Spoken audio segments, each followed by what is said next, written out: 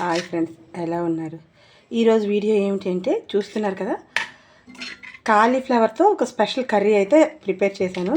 అయితే దీనికి ఒక స్పెషల్ మసాలా తయారు చేసుకుని మనం కర్రీ ప్రిపేర్ చేసుకున్నాం. ఆ మసాలా అనేది మనకి ఈ కాలీఫ్లవర్ కర్రీకే కాదు, చికెను, మటను, ఫిష్, ఫ్రాన్ ఏది చేసినా కూడా, అలాగే వెజిటబుల్స్తో అయినా సరే దేనితోనైనా కానీ ఆ మసాలా కానీ ఒక 2 టేబుల్ స్పూన్స్ కానీ 1 టేబుల్ స్పూన్ కానీ వేశారు అంటే మీకు మంచి గ్రేవీతో టేస్టీ కర్రీ అనేది వచ్చేస్తుంది అనమాట. అది ఎలా చేయాలో ఏమిటో ముందైతే మనం ప్రాసెస్లోకి అయితే వెళ్ళిపోదాం. అయితే ఇవ్వండి, ప్రాసెస్లోకి వెళ్ళే ముందు దీనికి ఇంకా ఈ కర్రీకి మనం చేయాల్సింది ఏంటంటే, కాస్త బటరు రూమ్ టెంపరేచర్లోకి తెచ్చుకొని కాస్త ఇలా వేసుకొని ఇందులో కొత్తిమీర వేసేసుకోవడమే ఇంకా గార్నిష్ కోసం.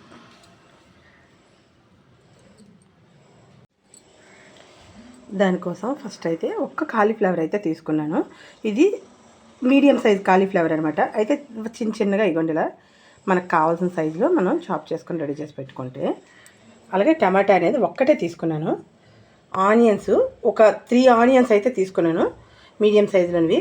అయితే దీనిలోకి మనం స్పెషల్గా మసాలా ప్రిపేర్ చేసుకోవాలి. ఈ మసాలా అనేది మనం ఒకసారి ప్రిపేర్ చేసుకొని ఉంచుకున్నాము అంటే ఇది మనకి ఇంచుమించుగా ఒక 1 మంత్ వరకు యూజ్ చేసుకోవచ్చు. అయితే ఇది వాటర్ వేయకుండా ముందు పొడిగా మనం మిక్సీ చేసి పెట్టుకుంటే మనకి ఎప్పుడు కావాలంటే అప్పుడు ఒక 2 స్పూన్సో 3 స్పూన్సో ఈ పొడి అనేది మనం వేసుకొని కాస్త బరకగా మిక్సీ చేసుకున్నామంటే మనకు సరిపోతుంది. అయితే ఈ మనం చేసుకోవడానికి పొడికి కూడా స్పెషల్గా ఇందులో ఒక ఇంగ్రీడియంట్ అయితే ఉన్నది. అది మీరు ఒక్కసారి కానీ, అంటే ఇది ఎవరు ఎక్స్పెక్ట్ చేయరు నాకు తెలిసినంత వరకు, ఇది కర్రీస్లోకి యూజ్ చేయొచ్చు అని చెప్పేసి. అది కానీ యూజ్ చేశారంటే మనకి ఏ గ్రేవీ అయినా సరే చిక్కగా మంచి కన్సిస్టెన్సీలోకి టేస్టీగా వస్తుంది అనమాట. దానికోసం ఫస్ట్ ఇవ్వండి చూడండి, జీలకర్ర 1 టీ స్పూన్ అంతా, ఇది ఎండు కొబ్బరి చిన్న ముక్క, అలాగే ధనియాలు 1 టేబుల్ స్పూను, ఇది జీడి నూక, ఈ జీడి నూక అనేది 1 టేబుల్ స్పూన్ అంతా, దోసపప్పు ఇది 1 టేబుల్ స్పూను, పల్లీలు 2 టేబుల్ స్పూన్స్, నువ్వు పప్పు ఇది 1 టేబుల్ స్పూను. నేను చెప్పిన స్పెషల్ ఇంగ్రీడియంట్ ఏంటి అంటే ఇదిగోండి, ఇది సగ్గుబియ్యం. ఈ సగ్గుబియ్యం కూడా మనం బాగా ఇవన్నీ డ్రై రోస్ట్ చేసుకుందాం. ఫస్ట్ అయితే డ్రై రోస్ట్ చేసుకుని మనం మిక్సీ పట్టుకొని రెడీ చేసి పెట్టుకుందాం. ఫస్ట్ అయితే మనం డ్రై రోస్ట్ చేసేసుకుందాం. ఎప్పుడైనా మనం ఇలా డ్రై రోస్ట్ చేసుకోవాలి అంటే పల్లీలతో పాటు చేయాలి అంటే మనం ముందు ఫ్రై చేసిన పల్లీలు అయితే పర్లేదు, లేదంటే ఫస్ట్ చేసుకోవాల్సిన ఫ్రై పల్లీలే. అయితే పల్లీలతో పాటు ఎండు కొబ్బరి కూడా వేసేద్దాం. ఈ 2 కలిపి ఫస్ట్ అయితే మనం డ్రై రోస్ట్ చేసుకుందాం. ఎప్పుడైనా కానీ ఏది డ్రై రోస్ట్ చేయాలన్నా లో ఫ్లేమ్లో పెట్టుకొని మాత్రమే డ్రై రోస్ట్ చేసుకోవాలి. లేదు మనం హై ఫ్లేమ్లో పెట్టి డ్రై రోస్ట్ చేసాము అంటే అది మాడిపోతుంది, లోపల పచ్చిగా ఉండిపోతుంది. ఇవన్నీ పూర్తిగా ఫ్రై అయిపోయాయి కదా, ఇవి తీసేసి నెక్స్ట్ మనం మళ్ళీ ఇంకో వేద్దాం. ఇవి వేరేగా తీసేస్తాను, ఎందుకంటే దీని తాలూకు స్కిన్ మొత్తం పీల్ చేయాలి కదా. అయితే ఇప్పుడు ఇందులోన ఫస్ట్ అయితే ధనియాలు వేసుకుందాం. ధనియాలతో పాటు ఇవి కూడా సగ్గుబియ్యాలు కూడా ఇందులో వేసేద్దాం. ఇది కాస్త ఫ్రై అవ్వాలి ఎక్కువసేపు కాబట్టి ఫస్ట్ ఈ 2 వేసాను. మిగతావి వేస్తే కాస్త ఫ్రై అయితే సరిపోతుంది, ఇది మాత్రం కాస్త రోస్ట్గా ఫ్రై అవ్వాలి కాబట్టి ఫస్ట్ ఇవి వేసేసాను.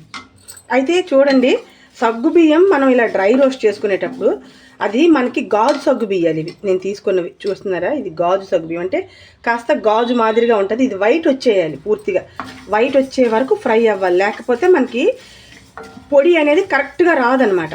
మనం ఫస్ట్ పొడికి వేసేటప్పుడు కూడా సగ్గుబియ్యం ఫస్ట్ ధనియాలు సగ్గుబియ్యం కలిపి వేపుతున్నాం కదా, ఇది ఫస్ట్ వేసేసాక ఇది కాస్త పొడి అయ్యాక మిగతా మనం వేసుకోవాలి, లేదంటే అది పంటికి తగులుతూ ఉంటుంది అనమాట. ఇప్పుడు ఇది కాస్త ఫ్రై అయింది కదా, ఇందులో జీలకర్ర కూడా వేసేద్దాం. ఈ 3 వేసేసాక మనం ఇది వేరేగా మళ్ళీ కాస్త ఫ్రై అయింది అంటే, అది పూర్తిగా ఫ్రై అయిపోయింది అంటే మనకి ఇది మనం వేరే తీసేసి మిగతా ఆ 3 మనం ఫ్రై చేసుకోవాలి. మళ్ళీ చూస్తున్నారు కదా, ఇది పూర్తిగా ఫ్రై అయిపోయింది. చూడండి వైట్గా వచ్చేసింది, ఇవి సగ్గుబియ్యాలు అనేది వైట్గా వచ్చేసింది. ఇది ధనియాలు రెడ్ కలర్ వచ్చేసింది కాబట్టి ఇంకా మనం ఇది ఆఫ్ చేసేసి ఇది తీసేసాక మిగతా వేసేద్దాం. ఇప్పుడైతే ఫస్ట్ ఈ జీడినూక వేద్దాం, అలానే దోసపప్పు. ఇది కాస్త వేడెక్కింది అంటే మనమేమో నెక్స్ట్ ఇది వేసేద్దాం, నువ్వుపప్పు కూడా వేసేద్దాం. ఎందుకంటే నువ్వుపప్పు ఫస్ట్ వేయగానే మనకి అది చిటపట్లు ఆడేస్తుంది కదా, తుల్లుతుంది. సో అందుకని చెప్పి ఇది ఒక్క 2 సెకండ్స్ ఇలాగా 3 సెకండ్స్ ఇలాగా మనం ఫ్రై అయ్యింది అంటే సరిపోతుంది. ఇది ఎక్కువ ఫ్రై అవ్వాల్సిన అవసరం ఉండదు. నువ్వుపప్పు కూడా వేసేద్దాం. వేసినాక కాస్త ఒక్క 2 సెకండ్స్ 3 సెకండ్స్ ఇలా తిప్పుకుని మనకి ఈ కళాయి వేడికే ఇది ఫ్రై అయిపోతుంది. ఎక్కువసేపు మనం ఫ్రై చేయాల్సిన అవసరం ఉండదు. ఇంకా స్టవ్ ఆఫ్ చేసేద్దాం. కళాయి వేడి కదా, అలా వేడెక్కిపోతుంది. ఇంతలో మనమేమో ఇది చల్లారుతుంది కదా, మిగతా కూడా అన్నీ మిక్సీ చేసుకొని తెచ్చుకుందాం. మిక్సీకి అయితే మాత్రం ఫస్ట్ సగ్గు బియ్యాలు ఇది చల్లగా అయిన తర్వాత ఇది ఫస్ట్ వేసాక అది కాస్త పూర్తిగా పొడిగా మారినాక అప్పుడు ఇది తొక్క తీసుకొని ఇది కూడా వేసేసి ఇది అయిన తర్వాత అప్పుడు ఇది వేయాలన్నమాట. ఇది పూర్తిగా చల్లారిపోయింది. అయితే అందుకని ఇవ్వండి ఇలా 2 మిక్సీ జార్లు అయితే వేసుకున్నాను. నెక్స్ట్ వేసుకోవడానికి ఇవ్వండి పల్లీలకు కూడా పూర్తిగా పొట్టు మొత్తం తీసేసి రెడీ చేసి పెట్టుకున్నాను. ఇవ్వండి కొబ్బరి ముక్కలు, పల్లీలు 2 ఇలాగ. ఫస్ట్ అయితే ఇది మిక్సీ చేసి తెచ్చేసి ఇది వేసుకుందాం. చూడండి ఇలా మనం పొడి మొత్తం చేసుకున్నాం కదా. ఇప్పుడైతే ఇందులో ఓన్లీ కొబ్బరి ముక్కలు మాత్రమే ఫస్ట్ వేద్దాం. ఎందుకంటే కొబ్బరి ముక్కలు కూడా కాస్త అంత నలగాలి కదా ఎక్కువసేపు. కొబ్బరి ముక్కలు అయిన తర్వాత అప్పుడు పల్లీలు వేద్దాం. కొబ్బరి కూడా వేసాక ఇలా నలిగింది కదా, ఇప్పుడైతే పల్లీలు వేసేద్దాం. ఇంకా పల్లీలు వేసాక పల్లీలు నలిగాక మిక్సీ జార్ కూడా మనం మార్చుకోవాల్సి వస్తుంది. ఎందుకంటే చిన్న జార్లో మరి అవ్వదు, పెద్ద జార్లో పెట్టుకోవాలి. ఇంకప్పుడు పొడి ఎక్కువ అవుతుంది కదా, సో అందుకని చెప్పి ఇదిగోండి ఇది పూర్తిగా గ్రైండ్ చేసుకున్నాం కదా. ఇప్పుడు ఇదిగోండి జీడిపప్పు ఇంకా దోసపప్పు నువ్వుపప్పు కలిపి ఇందులో ఆల్రెడీ వేసేసాను పెద్ద జార్లో. ఇప్పుడు ఈ పొడిని మొత్తాన్ని ఇందులో వేసేసి మళ్ళీ మనం బాగా మిక్సీ పట్టుకొని తెచ్చుకుందాం.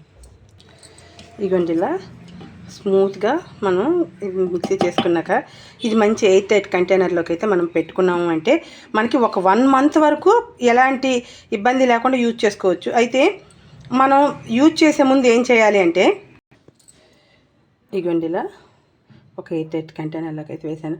ఇందులో మనకి అన్ని ఆయిల్ రిలీజ్ అయిన ఐటమ్సే కాబట్టి మనము ఇది ఎక్కువ రోజులు బయట ఉంటే చిన్న జిడ్డు వాసన వచ్చే ఛాన్సెస్ ఉంటుంది. అయితే ఒక 1 వీక్ వరకు బయట ఉంచుకొని తర్వాత ఫ్రిడ్జ్లో పెట్టేయండి.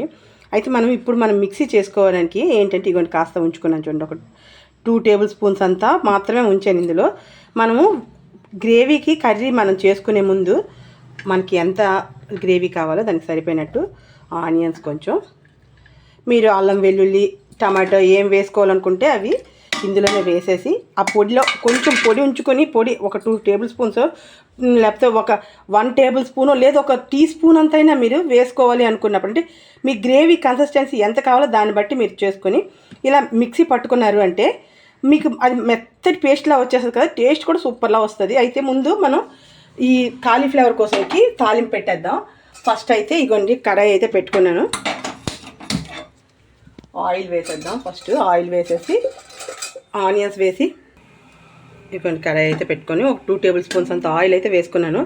ఆనియన్స్ వేసేద్దాం ఫస్ట్. ఎందుకంటే మనం ఈలోగా ఇది మిక్సీ పట్టి తెచ్చేలాగా ఆనియన్స్ అనేవి కాస్త ఫ్రై అయిపోతుంది కదా, మనం టైం వేస్ట్ చేసుకోవాల్సిన అవసరం అయితే ఉండదు. సో అందుకని చెప్పేసి ముందు ఆనియన్స్ అయితే వేసేసాను. ఇది ఇలా ఫ్రై అవుతుంది. మనం ఇది మిక్సీ పట్టి తెచ్చేసుకుందాం. మనం మిక్సీ పట్టి తెచ్చేలాగా ఆనియన్స్ ఫ్రై అయిపోయాయి కదా, ఇవన్నీ మిక్సీ కూడా అయిపోయింది చూడండి. మనకి ఇది హెల్దీ కూడా. ఇది ఇలా వేసేద్దాం ఇందులో అయితే. ఫస్ట్ అయితే ఇది టేస్ట్ నెక్స్ట్ లెవెల్లో ఉంటుంది. టేస్ట్ వైజ్ పక్కన ఉంచితే హెల్త్కి కూడా ఇది ఇందులో ఉండే మనం వేసిన ఈ ఇంగ్రీడియంట్స్ ఎన్నో హెల్త్ బెనిఫిట్స్ ఉన్నవన్నమాట. మనకి జీడిపప్పులో కాల్షియం ఉంటుంది. అలానే దోసపప్పు అంటే మనకి రక్తాన్ని శుద్ధి చేస్తుంది అంటారు కదా, అలానే ఇంకా ఇందులో మనం వేసిన నువ్వుపప్పు పూర్తిగా ఐరన్ కంటెంట్. పల్లీలు కూడా అంతే. ఇంకా టమాటా అంటే టమాటా ఆనియన్ మనం దేనికైనా కంపల్సరీ వేస్తాం కాబట్టి ఇదైతే హెల్త్ బెనిఫిట్స్ కూడా చాలా ఉన్నవే. ఇప్పుడు మనం ఇదిగోండి ఇది ఇలా కాస్త ఫ్రై అయిపోయి ఆయిల్ గ్రేవీ తేలేంత వరకు ఫ్రై అవ్వాలి. ఇదిగోండి ఇప్పుడు ఆయిల్ ఇంకా గ్రేవీ సపరేట్ అయిపోయింది కదా. ఈ స్టేజ్లో ఉండగా టేస్ట్కి తగ్గ సాల్ట్, కాస్త పసుపు, అలాగే మీ స్పైసెస్ తగ్గట్టు రెడ్ చిల్లీ పౌడర్ ఇవి వేసినాక ఒక్కసారి బాగా కలుపుకొని మనము మిక్సీ చేసుకున్న మిక్సీ జార్లో కాస్తంత వాటర్ వేసుకొని ఇందులో వేసేసామంటే మొత్తం మనకి మిక్స్ చేసుకోవడానికి బాగుంటుంది కదా, బాగా వస్తుంది. ఈ టైప్లో నేను చెప్పినట్టుగా ఇలా మీరు మసాలా ప్రిపేర్ చేసుకొని ఏ కర్రీ అయినా, ఇది నాన్ వెజ్ కర్రీకైనా లేదు వెజ్కైనా దేనికైనా మీరు ఏది వండినా కూడా కర్రీ ఏదైనా కానీ మసాలా కనుక ఇలా ప్రిపేర్ చేసుకొని మీరు ఉంచుకొని వేసుకున్నారు అంటే నచ్చని వాళ్ళు కూడా నచ్చని కర్రీస్ కూడా తింటారనమాట. అంత టేస్ట్ అయితే ఉంటుంది ఇది. ఒక్కసారి ట్రై చేసి చూడండి, మీరే అప్పుడు అంటారు బాగా కరెక్ట్గా చెప్పారండి అని. ఇగోండి ఇప్పుడైతే కాలీఫ్లవర్ బాగా వాష్ చేసుకొని అందులో వేసేద్దాం. ఇప్పుడు ఇంకా కాలీఫ్లవర్ మొత్తాన్ని ఇందులో వేసేద్దాం.